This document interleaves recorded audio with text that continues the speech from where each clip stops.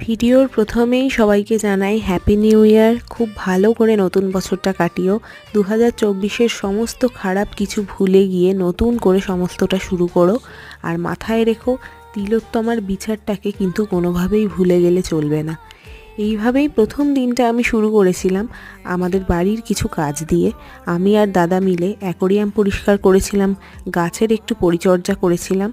আর তারপর দেখলাম মা দুপুরের জন্য তৈরি করছে ফ্রাইড রাইস আর চিকেন কষা। চিকেনটায় যদিও দই ছিল মনে হয়, আমার ঠিক মনে নেই, তবে দুপুরের রান্নাটা কিন্তু বেশ খাসা হয়েছিল। মা যেমনটা ভালো করে ঠিক ততটাই ভালো রান্না করেছিল। এগুলো খেয়ে দুপুরবেলা বেশ টান টান একটা ঘুম দিই। সব ঘুমের পর বিকেলবেলা উঠে একটু বাজি ফাটাই। এভাবেই দিনটা খুব ভালোভাবেই আমরা শেষ করি।